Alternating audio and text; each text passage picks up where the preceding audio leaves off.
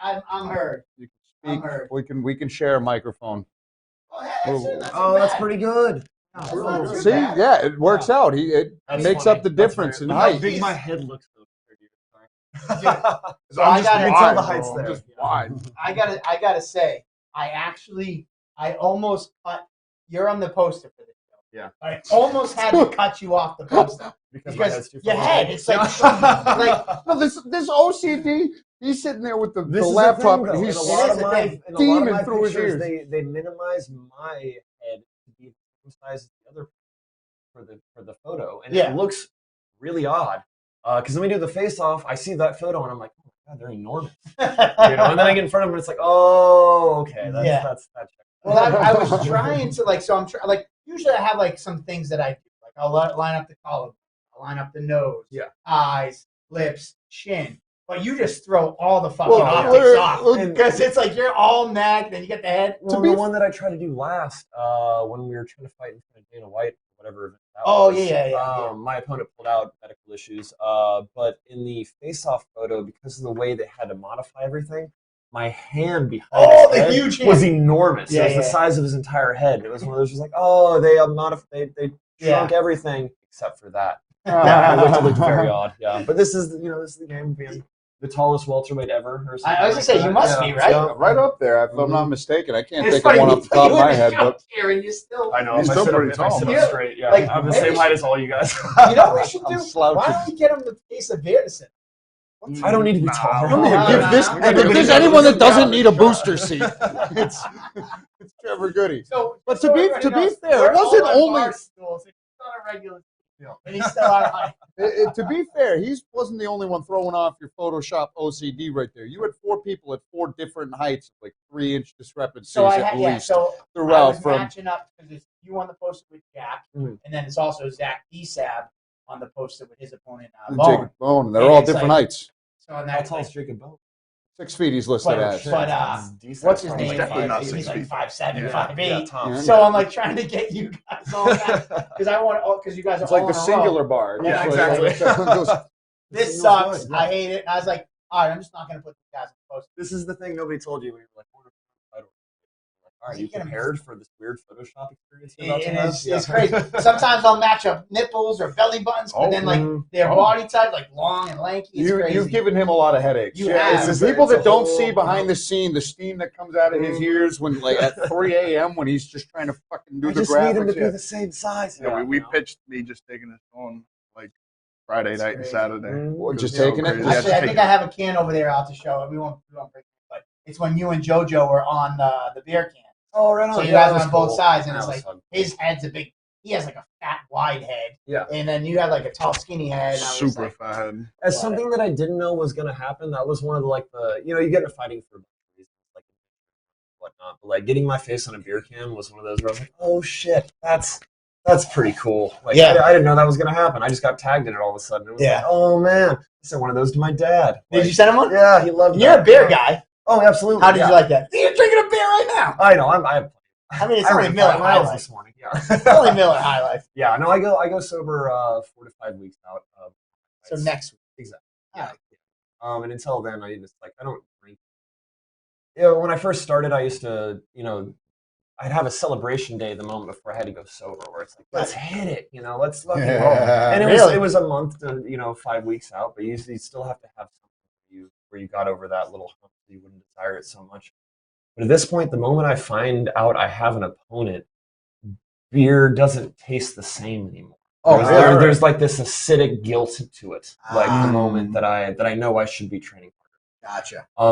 And with how it's been going recently, how hard we've been hitting it for this fight, I don't have that guilt right now. You're like, all right, I worked hard today. I can honestly say I'm in the best shape I've ever been in my entire life. Shit. This is something we were talking about at Saturday practice, where we did a 4.5-mile run before 3 hours of pad work. And I did great. I felt great. And it's like, I was a little depleted. It was a hell of a week of training. But just that realization of like, oh man, 18-year-old me would be jealous of this. Like, and that's not something a lot of people can say. Like, man, I am now at 32 years old, like in the best shape I've ever been in my entire life, hands down. And it helps. It helps. The confidence is there now. Yeah. Yeah. And is the motivation is it this particular matchup or kind of like seeing like your prime right now? That like what? It's a little bit of both. This particular matchup doesn't. Where are you going? Yeah. This particular matchup doesn't call forward anything that wasn't already there. Like honestly, it was one of those when I'm thinking about it, if I called out Congdon, people would be like, "Are you kidding me? You can't call out a guy that's fucking 2-0 that caught a couple cans and was recently an amateur like that." You gotta. No. You like it when people stir the pot. You hear that? Yeah, yeah. I was focused on you for a second. My fault. It would be Caught a couple of inappropriate cans. of me to call out a guy in his position. People would judge that.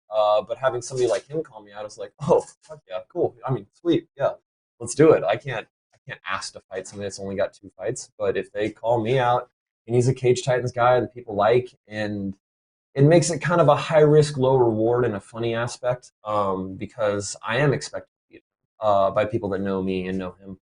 And if I do, nobody outside New England knows who he is. There's no big deal reward for this. Nobody in a bigger organization is going to be impressed by this fight, no matter how it goes. But if I lose, it means I'm not really ready for that level anymore, and that is frightening in a sense. But I feel very good about this. So it's high risk, low reward, but it's also not the scariest fight I've ever had. I'm training harder than I've ever trained. I'm in the best shape I've ever been in. My coaches are taking this extremely seriously. I'm taking this extremely seriously, but I'm looking forward to it, which is something that I hadn't felt in a little while. The last couple of fights had a weird job feel to them where I wasn't looking forward to it. It was something that I had to get out of the way.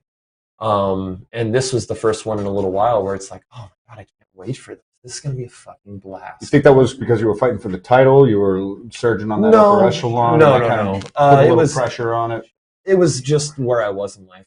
Okay. Like, it was very much outside factors. The wedding? And yeah, all sorts of stuff. And our gym transitioning from what was supposed to be a temporary gym during the transition during the pandemic to realizing that we had enough students to make it real. It was a funny place to be in for a little bit. And now that's gone. Now I'm enjoying training. I'm looking forward to it. We have a wrestling coach that's teaching us stuff. I had that realization where it's like, when was the last time you learned something new in class? When was the last time you were pushed? For those last couple fight camps, I couldn't think of anything. And now we've got coaches that are pushing me. I'm learning new stuff every day. I'm training with Muay Thai champions and stuff like that. It's much more fun. Yeah, it reminds me of like when I started, when everything was fucking new and awesome and super exciting. So yeah, this one, I'm really enjoying this fight camp. Yeah. Yeah, it's kind of like what you were saying about like your status. You've been around as a pro for a long time, and been around as an amateur for a long time too. Yeah, I mean, you've been around the game a minute. Yeah, quite a long minute. Time now. Yeah, quite a minute. But kind of like we mentioned Rob Font earlier. He just had that win over Adrian Yanez, and it was kind of like a passing of the torch fight that he was like, "Oh, this guy's an up and coming young prospect." Mm-hmm. I'm up at the upper echelon, have been for a long time, but I had that fight when I was coming up as a young prospect as well. So you kind of feel like this is that kind of stage right now where Jack is trying to get that leapfrog to the top of the division. Yeah, I think that's what he wants. Because you've been around forever. Oh, it would be a big win fight, against me. That'd be the biggest win I think he's ever had. And he still hasn't tasted defeat. Exactly. He's undefeated as a pro, never lost as an amateur, never seen a third round, only seen a second round once. So which is intriguing. He's got quite a resume. Though he's 2-0, he's still got quite an exquisite resume. Yeah, well, you just wonder how hard you've been pushed, Like I going 6-0 as an amateur was really cool, but losing was quite the experience. In the aspect of, man, I matured a lot. And it changed the way you train, it changed the way you look at fighting, how you study it and stuff like that, where blind confidence goes a really long way in this sport. I'll say that I won my first fight because of unfounded confidence. That guy was better than I was, but he was scared and I wasn't. And that'll get you really, really far, in amateur MMA especially. Just fucking knowing or thinking, that you're better than the person and believing that is an enormous part of the sport. But then you cross into that pro barrier where it is about skill. It is about the people you're training with, how long you've been training, time on the mat, and what you know and what happens when you panic versus when they panic, what happens when you're pushed and stuff like that. And I think that'll be what shows in this fight is that I've been there. I've been to the shittiest places fighting can put you, and still love it. Fucking love it. Can't wait to do it again. And I think that'll be the difference here. That's funny because when I was trying to like write the preview for this fight and kind of like your careers are very parallel. Like though like you're at different times. Oh, very much, he was under 4-0, 5-0, held the title that you held when you were 6-0. The number one welterweight when you went pro and all the accolades that you had, and then you went pro. And now here he is, and it's like. I think tall. He's got a tall guy. Not your tall guy. No. Saying tall around. He might. This is going to be the first time he's the shorter opponent in a fight. Jack. He's 6'2", yeah. So he's a considerably tall welterweight. Every time I fought a tall guy that used to being the tallest, like, man, is that something they've never felt before? And everybody says the same thing. Oh, we've got tall people that are going to train with me, and they're emulating his style. And it's like, are they? Are they really? Yeah. It's funny. In my write up, and actually Andy redid a write up, which it was on our website. But I was like, that's the biggest thing with you. When anybody asks me about Trevor, it's just like I can go grab a couple 6-footers and be like, hey, you're a welterweight, you're around this height, cool. Let's emulate you, and here are some things he does. He does the switch kick off this, he does that. It's like when you're fighting Trevor Gudde, the first time you're going to encounter what it's like to step in there with a 6'7" welterweight is when you're there in fight night. Yeah. Like, you cannot. Like you're 100% right. And I think that's a factor that people, they might not really understand. They're like, oh, well, he's a brown belt or he's whatever this, or it's like, yeah, but it's a lot different. Even stuff that shouldn't work might work against you. Absolutely. I look at like that John Adams thing. That was just a weird position. And like with your length of your neck, and if that's against me, he can never get that. I've probably seen, not even kidding, 1,500 jiu-jitsu matches, probably 1,000 MMA fights, and I've never seen it happen before. Yeah, it's like now I've seen it, noted. Yeah. And now I know what to do. But man, that's MMA. That's why this sport's. It was kind of like your Dead Orchard armbar, where it's like I had never seen anything like that before. Didn't know when it happened, when it occurred. Well, that's why this is cool. Like, man, John Adams did it right.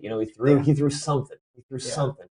And I also think that's something that against different body types probably wouldn't. Nope. No, I don't think it would have worked against anybody except for me. Which is why it's like, man, that's really cool. Yeah. If the better fighter always won in this sport, it'd be kind of boring to watch. You know who to bet for, you know what was going to happen. Yeah. But that's not how it works. A lot of it is just having the mindset I didn't have of find a way. Like I was trying to make it artful and beautiful and trying to be perfect back then. And that followed by the couple of others after it, it's like, this is a fight and I can't make it perfect. When I was an amateur, I was finding every single way to find a way through. I was trying to put myself in every position you could find in fighting to find a way through it. And then when I went pro, there was this huge pressure of just do it right. Like never, like make it mathematically perfect. I need 3 different escapes from every single position and every angle of position. But that's not fighting. Yeah. Like you just never know what the other person's going to do. And if they say, fuck your hand fighting, screw everything you're trying to do, I'm just going to swing at you, then all of the math that I've been doing to calculate this doesn't matter anymore.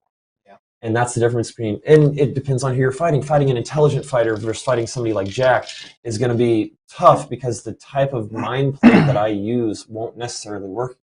He might not just pay attention to it. And if he doesn't, then it doesn't matter. All the things I could say and all the things I could do might not work if he just doesn't notice it, which changes the type of mind games you play against an opponent. I got to ask you, because Ken Moy, teammate of yours, we do a TikTok segment every Tuesday, TikTok 12 at 12, me and Ken. One of the things that kind of you're making me think about is we said, like, is being a fighter an attribute? Like people that are martial artists or they're just fighters. And like we had a whole kind of like, breakdown on that. And that's something that like, that mathematical, methodical type approach with like, here's how you escape this, this, and this. It's like, then you get in there with a guy who's a fighter. Yeah. And it's like, oh, shit's out the window. Yep. It's like, if they don't do it right, I didn't know the counter to it back then. Like poor fighters were kind of my weakness for a little bit there because I had like, well, if I block this, then their logical next step is this.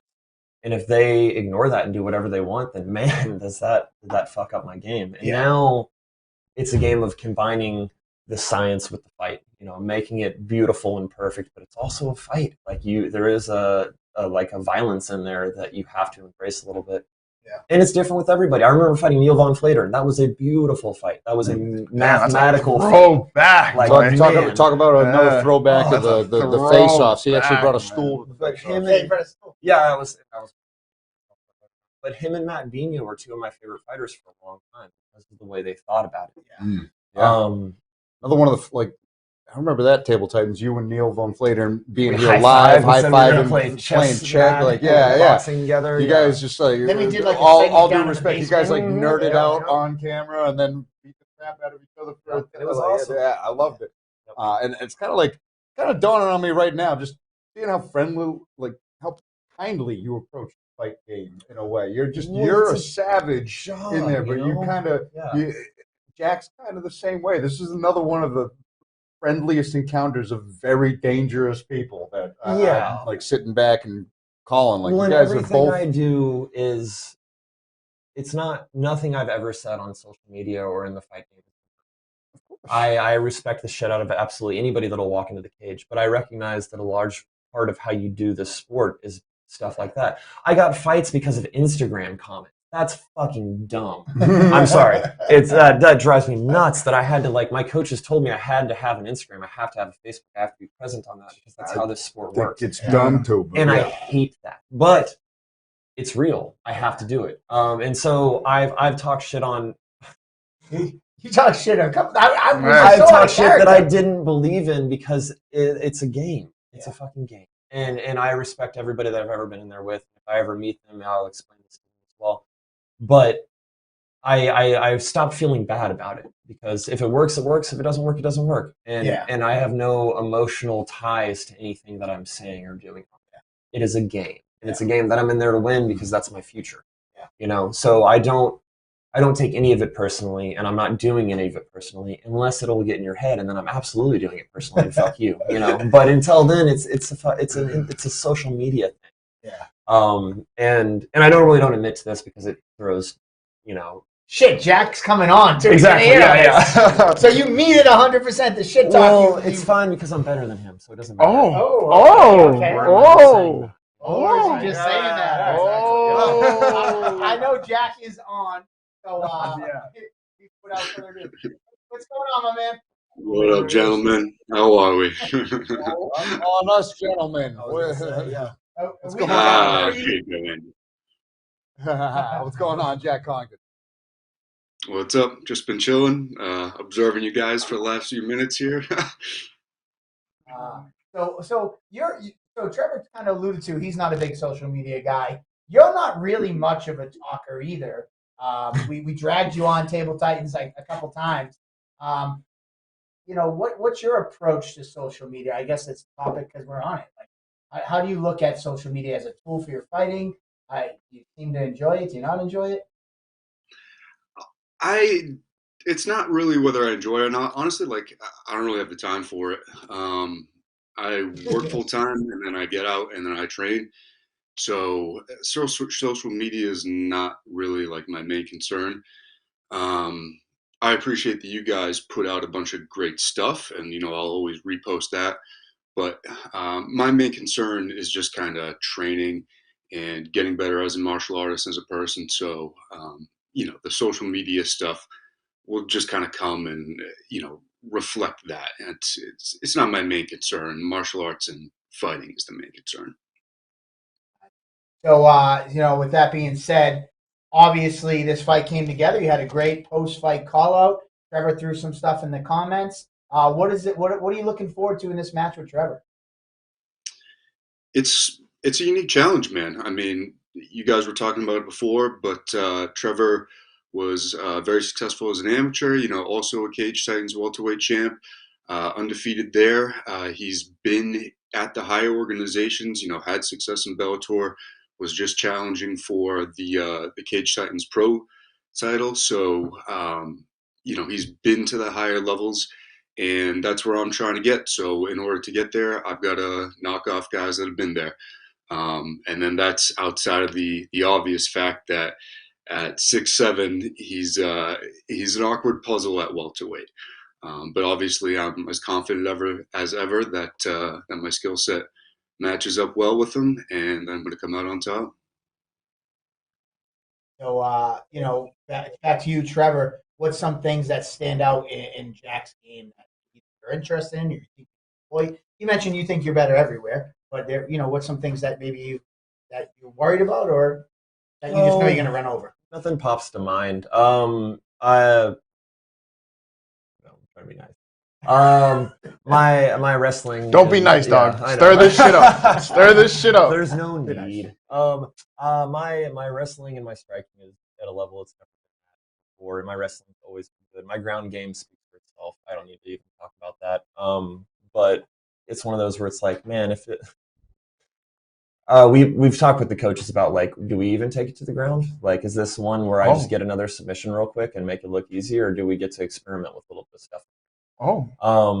Because it's my ground game has never been this good, and the adding elbows into jiu-jitsu just made everything really, really easy for me. So I love that. I love the idea that I can play a little bit more as far as getting to use my striking, getting to use the main thing that I've been focused on for this last little bit has been training with the Muay Thai guys, training with the higher level strikers, and seeing what can happen. Because I've never really been able to show my confidence in that as a pro, which is what we were talking about earlier. As soon as this became a job, as soon as this became something that I had to do and I had to win for my livelihood, I got a lot less creative and a lot less confident with my striking in there, and it became this don't play, don't have fun, find a way to win, get from point A to point B as efficiently as possible, and get the fuck out of there. We don't get paid by the minute. But that made it so that when the game changed, I was very uncomfortable. And now, with the guys we've been training with and the way we've been training, that's what I'm looking for. I'm looking for it to be I want this to be a grind. Is the uglier I can make this fight, the more fun I'm going to have. So yeah, it's going to be cool. I'm stoked. Yeah. So Jack, go ahead, Andy. I was going to say, Jack, you're someone who's kind of notoriously had the death touch, if you will. You just everything you touches in the cage dies. You get that finish ability. We haven't seen you in the real deep waters. Is that something that you're truly looking forward to right now? Hence the call out to someone who just coming off a title shot after going 2-0. Exploding undefeated. You looking for that test? You looking to find yourself in a third round war right here against a veteran? I'm never looking to get into a 3-round war. If you can get that quick finish, you take it. Stupid question. I do. He doesn't want to go to the third. Sorry, we were just laughing. I know how dumb the question was. I was trying to frame it. Don't take it short, bro. Talk your shit. Yes. Yeah, I expect that he'll provide more resistance than any of my opponents have in the past, but I still don't expect that it goes the distance. So, look, I don't expect as much resistance. I tried. Whether I win or lose, if this goes the distance, I agree. Okay. I knew he was spicy on your end too. I knew Jack wasn't going to go on a tangent right there, so I was trying to roll it so he would go on a So, tangent. Jack, let me ask you. Obviously, you've competed twice before against teammates of Trevor's. Yeah. You fought Bobby Homer. You won the title against Steve Foley. Does this kind of play into your head, like, hey, I'm fighting the third time these guys are coming at me? Or is Trevor just an opponent? Do you think of any of that extra kind of curricular stuff on the outside? It doesn't really matter to me. The guy I'm fighting is just another guy in there. I think particularly because I won against both those guys, it doesn't. There's no extra personal part to it. Yeah, that's anybody that's in there is just another guy. I don't really look at it personal. I don't really look at it on a gym basis. I don't really care about gym beefs. Like I said, I'm in there just trying to get to the next level and better myself as a martial artist. Hey, Yeah, I yeah. was gonna say you got a training partner, Miguel Savison, who's trained for a title defense right there. Where's that motive? It's You guys feeding off each other? feeding off each other. That's without a doubt. But he's like on that. He's trying to be where you're at in probably like a year's time frame, if I'm making it up out of thin air in my head, where he's defending his title where you were at about a year ago, now going pro. So talk about that relationship, because you guys have been kind of competing simultaneously through the start of your both careers. You guys kind of made your debuts similar time frame, right? What gym were they on? Yeah, same day actually, same card. Combat night too. Yeah. Oh, Yeah. So Miguel and I have really taken each other, like us training together, to the next level, because I feel like both of our skill sets kind of counter each other pretty well, and so we're always grinding against each other. He's a super high volume guy. He's always pushing the pace, always pushing the pace. Whereas, when I first kind of started out, I was kind of more reliant on power and being long and picking precise shots. But going against a guy like him, you guys have seen with his fights, he is pushing the pace the entire time, and he trains the exact same way. So he has absolutely made my cardio a hell of a lot better, and he brings the dog out of me in training. So I know I've got a guy in there that's always pushing me like that, so that even though I haven't seen it yet in the cage, when the time comes, I'll have been in those deep waters and training over and over again, and I'll be good. So Miguel has absolutely pushed me, and he's got a banger of a fight too, man. It's gonna be a stacked card. What does Miguel fight at again? He's 55, 55. Sergey Paradsuko. Oh, fun. Big So, fight. speaking of your team, though. as we wrap it up with you, I know you don't have a ton of time as well. I don't want to keep you on too long, but talk to me a little bit about Lakeville MMA.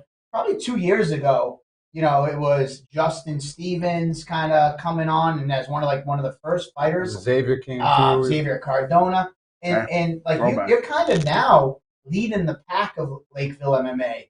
They had some fighters back with Roger Brackett and Connor Matthews back when he first started fighting, but Lakeville's really made an emergence in the last 2 years, and here you are as one of their first pros in their resurgence. How does it feel like carrying that torch? It's awesome, dude. Like, I've been training there since I was a little kid. Like, I was 8 years old. I had way too much energy. My parents needed to put me somewhere, so they stuck me in Taekwondo and Jiu-Jitsu classes. And I've just been competing and growing in martial arts from there. So to still be training at the school and be able to represent the gym at kind of like the most extreme level of martial arts competition, it's awesome, dude. And you call back to Connor Matthews and Roger Brackett, Tony Lee too. I grew up watching them in cage fights, and I was like, damn, dude, I'm doing that when I grow up. So to be doing it now is definitely very cool.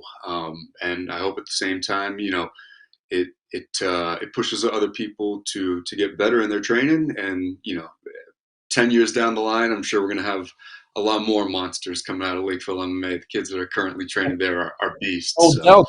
They've been grappling at the opening of the show for the past 5 shows, putting on savage grappling performances. You guys are just throwing so many. I was gonna say, Jack, honestly, who you are right now is what Roger Brackett was to you. Those kids that are watching you grow up, it was you when you were 8 years old watching Tony Lee, Brackett.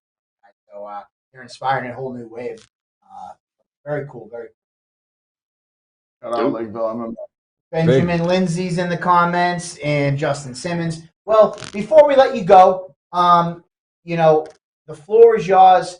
Give us your elevator pitch on why you need to come see you fight Trevor Gudde this Saturday. Well, not this Saturday. This upcoming really. Like I said before, Line us with your vernacular, yes. Like I said before, I'm looking to get to the next level. Trevor's a guy that's been there. He's my biggest test to date.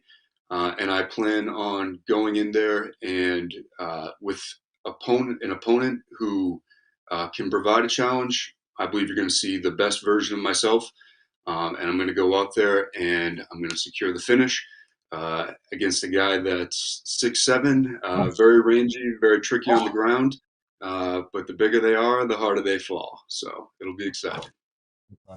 Oh, all right, Jack. I didn't think I'd get that much out of you. That was good. That was good. I'm going like to a take my gentleman. win. Yeah. I didn't think we were going to get that much. Jack, thank you so much for coming on, and we look forward to seeing you May 27th. Peace, boys. Thanks for having me. Thank you very much, Jack Congdon. All right, Trevor. We got a little bit out of him. We did. We talked more. He was better than I thought he was going to be. Yeah. Like his interviews aren't the most big. It's funny because he's like You guys are like nice guys. Stoic. He's Very stoic. Nice guys. I really like you guys. Yeah, exactly. That was good. Yeah. He's getting better. Yeah. No, I was talking about this with one of the guys upstairs. This dude was very, very interested when I was here. And That's crazy regular Jack. Exactly. It's always fun. But Shout out Coops. kind of explaining that like the first time I did one of these was a big deal. It was like my first time on camera and talking and doing stuff like this. But now that I've done X amount of them and all of these interviews, classic represent Missouri. Yeah. It's more for fun now. Like this is like I trained hard today already, and getting an excuse to come down here and do something like this. It's still practice. It's still being on camera and being able to talk and hang out with you guys and whatnot. But more so, it's almost just it's part of the game. Like it's a little tiny way to get in somebody's head. And there's like the levels to how to intimidate somebody. In my mind, go from like the moment the fight is confirmed until the moment one of us gets our hands raised. And a lot of it happens at weigh-ins, and a lot of it happens, anytime you can. But stuff like this is big. Just being better at talking, little things like that, like just enjoying stuff like this is. I remember finding it intimidating when I was fighting people that knew all of you guys and were good on camera. And like the first time I fought, or one of the first times I fought, the photographer knew my opponent and like welcomed them up to the, hey, how you doing? And it's like I didn't fucking know anybody. And I was there kind of terrified by myself. And like Who was your first? Donnell Ford. Oh, okay. Was my first. Shit, Connecticut. Yeah, he's out of Connecticut. Mm-hmm. Yep. A minute, and there's no videos of it because the video was owned by some other service that I had to pay for an email version of. So now I have an email copy of this fight. Really? What card was that? That was 431. Yeah. Before you were there. 2015, 2014. Yeah. I remember being in the stands for it because I Yeah. remember seeing it. I was pissed drunk. I was like, that's a tall motherfucker. Yeah. And I had like buzzed hair and skin. And my neck was like this thin. Like, and I just went in there with unfounded confidence. Great. It's funny you bring this up because I say that to a lot of the fighters. Like, we ask guys to come on and say, hey, it's open. They're like, oh, no. And it's like, this is part of it. Like, just as much as it is training. Social media, all of it. It's all the pieces matter. And as much as I wanted to fight it, like recognize that, like in my first couple interviews, I realized like, oh damn, I'm pretty good on camera. Like in comparison with a lot of the guys that were on here. Never too much. I remember getting never too much headroom. Yeah, exactly. I remember getting interviewed against people, and I don't want to call anybody out on this, but like looking to the side and trying not to laugh while they were giving their part. Like just them being so bad on camera that like me and Richie are making eye contact on the side while he's interviewing them, and I'm just trying not to lose my shit. And they're fighters. We're all a bunch of fucking broken children in here doing this sport, and nobody does this because their life is going especially well. Nobody's like, oh man, I've got everything in life. I think I'll be a fighter. Misfit toys. Yeah, like and when I started, I've never heard any break it right down like that, but you're actually not. We're all a little off. We all are. And when I started training, I had this mindset that it was going to be a bunch of fucking tough, hardworking, nobody complains. And then I got in there, and it's just a bunch of stuff. And you have to find the people that They're all can bitchy push and you. catty. Yeah, and exactly. talking about stupid shit. But then you cut weight, then you get it, and people break and people don't break. And having been fighting for like almost a decade now, nobody that I started training. I will even say for like the last 5 years, nobody is still in there anymore. And the guys that I fought way back in the day, like Marty might be the only one that's still going. Yeah. Rostanar still. Rostanar is back. And he came back. I thought he was he's a fighting monster. Again. Yeah. I got to train with him down at Nostos, and getting to spar with him after he was the hardest fight I had as an amateur, hands down. Oh yeah. And that was the first fight my dad ever saw. This is something we were talking to the drunk dude upstairs about. That was an ugly fight, and that was the first time where it wasn't pretty. It didn't go the way. It was like a survive or lose. But I love Ross. He came back with 2 very, very hard fights and did amazing. And then he beat Mo Kanani. I was scared about that. Yeah. But the Nostos guys train like we used to train back in the old day, back in the old gym, where it's just like, man, get in there, don't complain, train hard. Yeah. Like we're in here more than anybody else, and we're more hard nosed than anybody else, and we'll win. And that works for Ross. He has that mindset. We actually were talking about. I was looking for a fight for somebody, and they're like, you know what, Ross is getting married at the end of the year, but I know he could use some money, so like, he'll pretty much fight anybody. He just wants tough fights. And I offered one guy, and they're like, yeah, that's not going to really excite him to get him on.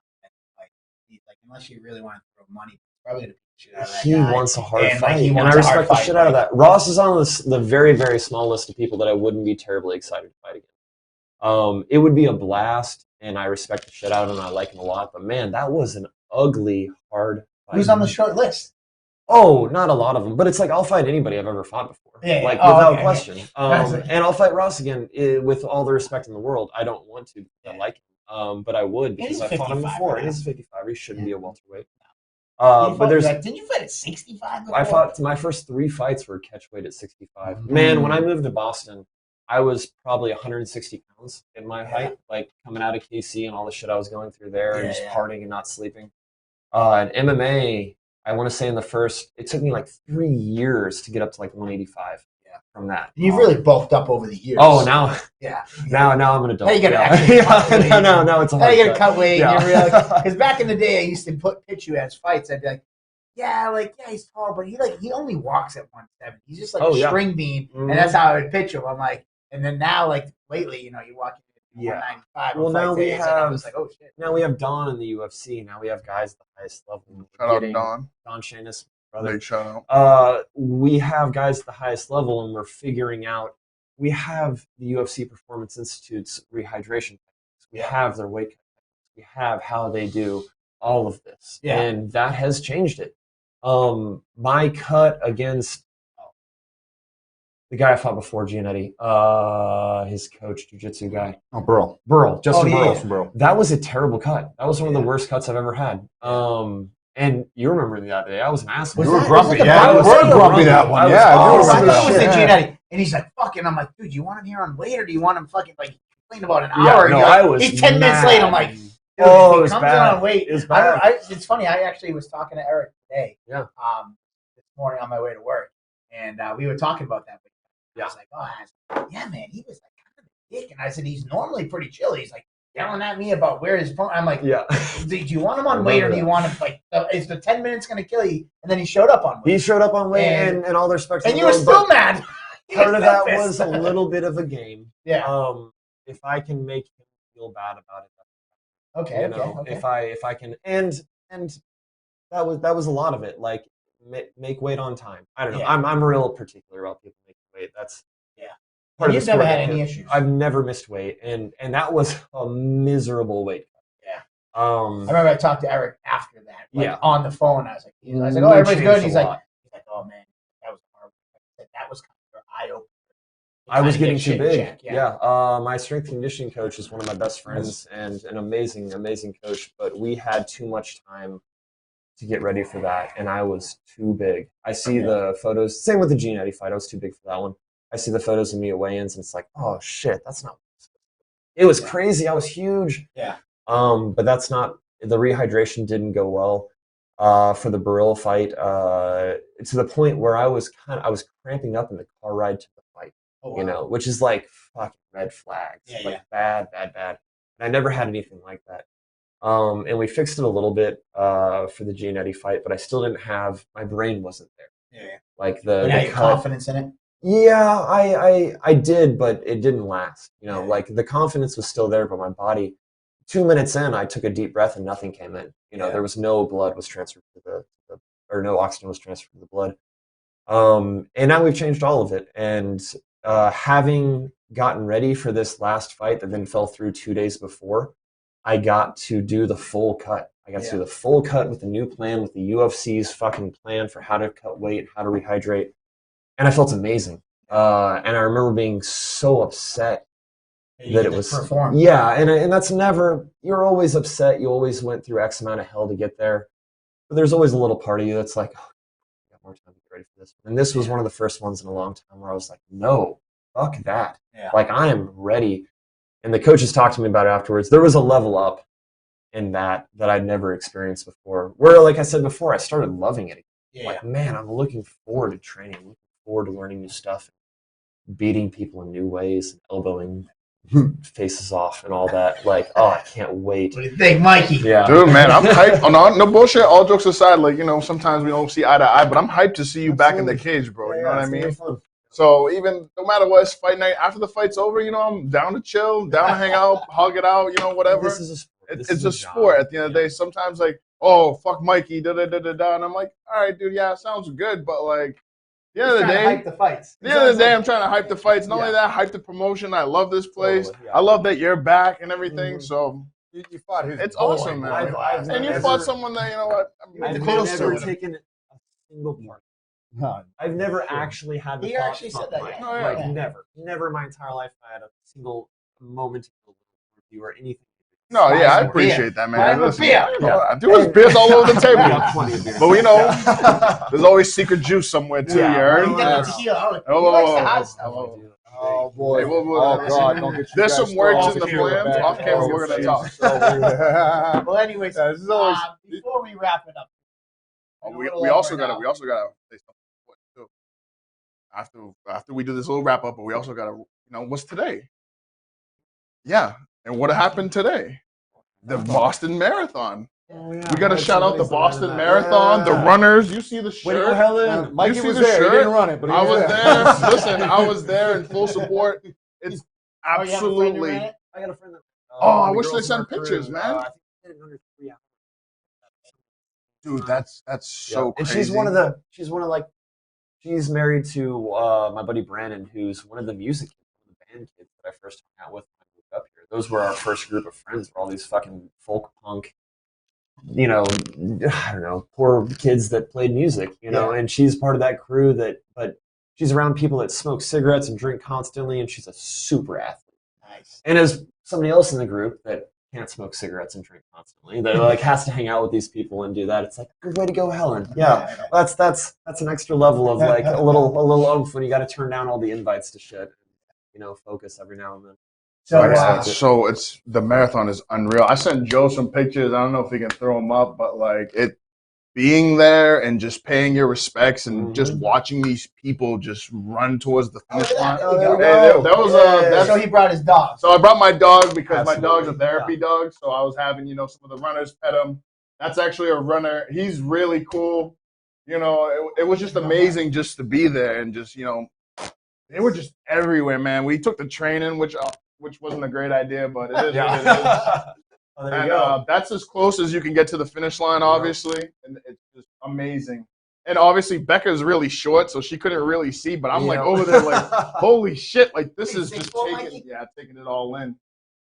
So, but yeah, I just wanted to shout out the marathon out because obviously People worked harder than we is did today. this is Oh, look like at that. Damn, you are pretty close. dude. I'm tall, man. That's You're as close as you can cheesing. get. You're cheesing Yeah, hot. dude, I was happy to be there. And, you know, it's just beautiful. It's a beautiful thing that we do here in Boston. It brings everybody together, you know.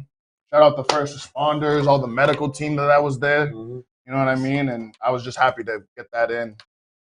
So what I want to What's up, ask you before we wrap it up is another big welterweight fight. I don't know if you saw Pat Casey versus Marty Davis. shit. Oh, Love to get your thoughts. I don't know, yeah, that's so, awesome. So there you go. You haven't even heard of it. All right. So there you go. Pat I'm Casey. so bad at following. Yeah, So. Pat I didn't know the Casey gym that fucking Congdon was fighting out of.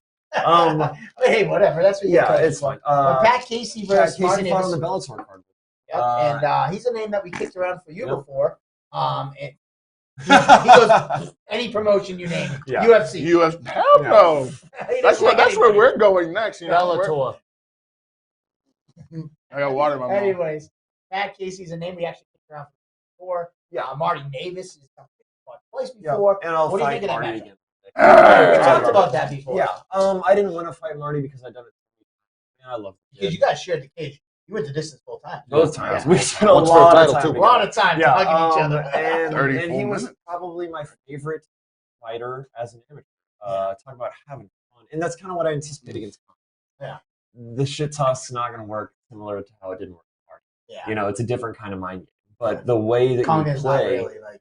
yeah, the way I played against Marty, the way I acted on the stage was very much part of the game. And that's kind of how it is with Congdon. But I respected it, and it was a blast. Yeah. I remember meeting Marty's mom. Oh yeah. She's always there. This was years later, and I was at a Cage Titans event where I cornered somebody really early, and then I went and got a bunch of drinks. And I'm in the line for more beer, and all of a sudden I hear, Trevor, and I turn around. I'll do that again. How did you say it? Trevor. This tiny little woman with this crew of Marty Navis's people. Oh, Like all of Marty's brothers. you're about to get jumped. Oh, it was great. And she's like, Marty's Papa. And I was like, oh my, and I immediately went from just like on a level to like staring ahead. Yeah. Just, oh my God, it's so nice to meet you. I loved fighting Marty. It was my favorite fight I've ever had. I respect the shit out of him. Thank you for, all and she meet you. And all the brothers kind of like nodded at me, and then they all took off like a mafia. With the mafia. Yeah, it was great. But Marty was probably my favorite person I've ever fought. Like that was a blast. And we got that Casey. That's some fun ones, man. Twice, and it was As, great. like, In fact, amateurs, Casey's and it kind of in the was same boat. crazy. Like, man, that kid fights very similar. And he fought Roman Feraldo, who I fought in Bellator, who's a fucking phenom, and that didn't go great. As it didn't for me either. But I like Casey. Getting to interact with him. That Bellator card was wild. We were quarantined in a casino for a week before the fight. So for 7 days, I lived in a fucking casino. I'm going to be honest, I've been to a casino maybe once in my life before that. Not a casino guy. I like quiet, dark bars where I can sit down and talk to people while I drink. Play chess. Play chess. Go upstairs, have beers. Stuff. Yeah, and living in a casino, and then only interacting with the fighters. We weren't allowed to interact with anybody else. Was wild. Yeah. So Couldn't play any games? No. What? We So were how- allowed to stand in certain That's right, areas. yeah. Like we This couldn't was go like to a any hiding restaurants. So you had to I'd like have bet the yell poker across at each other. Like, Yeah, you no, get, but like, how they close we are. had the warm up areas were set up in a circle around the arena, in these little tents. And Casey's was kind of close to mine, so we saw each other every other day when we were down there training and whatnot. That's a great fight. I didn't know that was going to happen. That's going to be fun. Yeah. Prediction? Marty. Marty, you got Marty? Yeah, all right. I like Marty, and I like the way he fights. I haven't seen Casey's last couple of fights, so I have very little. Well, his knowledge last about bare him. knuckle boxing fight. Have you seen that? Cool. He No. bare knuckle boxed his last fight. He actually shot a takedown and threw a spinning back kick. Love it. Awesome. It went viral. The Both spinning back wildly kick. illegal, but yeah. cool. Yeah. That was only like a month ago. Yeah, I don't know enough about Casey's recent stuff, but I love the way Marty fights. He's got kids and stuff like that now, so I think he's going to do well. I like Marty a lot. All right. Well, I got not much more. It's been fun. It's been a fun awesome. show. It's Thanks. always having people in there. Yeah, And, it's fun. thanks for taking the little reverse, guys. We appreciate the reverse it. booster seat to even it all out and being the first guest with the new table and the new basement setup. studio. Yeah. It's gonna get better. Hey, We got listen, some we're shelves out elevated. there, so after we get off there, we're gonna. Yeah, we're gonna do Oh, some yeah. stuff. We're gonna do some stuff. I got Everything's some under memorabilia. everything's under construction. Love it. So we'll have to have you again back. Oh, yeah. Once Yeah, everything's please. all set up. I'm gonna clean all this shit up, and we're gonna be able It's to gonna look actually good. eat down here. Like, We got a lazy. You've never Look at worked this. as I was a trade. noticing Listen. this. Yeah, we can have a hookah. dude, nah, we're gonna bring I'm in. cigars. I'm in. If he's okay, we're gonna bring some I'm cigars. in. He's the only guy that doesn't smoke. Trevor We'll Gudde- smoke Trevor Goody's cigars. over here in fight camp. We're promoting his fight. He's like, Budweiser. Smoke This is hookah. America. We can do what the fuck we want. Well, there you go. So, well, thank you guys. I think we got this hype video. I want to watch it again. I definitely got me hyped. May 27th, right around the corner. Next week, shit, who do we got? Send me a text. I think it's Miguel's. Miguel. Hey, it doesn't matter. I don't know. Doesn't matter. We'll I just talk tune about in it later. next week. Yeah. Tune in next week. Schedules. We got it. Oh, Marty Navis, Pat Casey, Jack, Jake Caskey, and Joe Attila next week. There we go. There we Boom. go. All right. Cheers. Cheers, everybody. Cheers. Thanks for everybody. Cheers. Yeah. Let them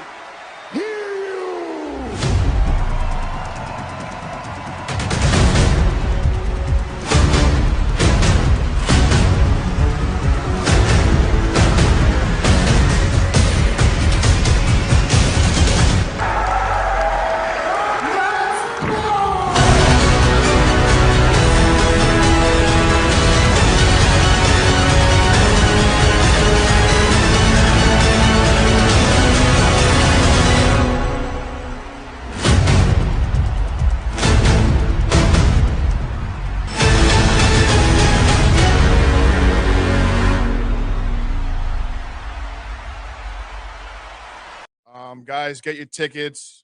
You know, support your fighters, support local MMA. You know what I mean? We're a big community down here. We love everybody, and I can't wait to see everybody Saturday night. Thank you. There we go.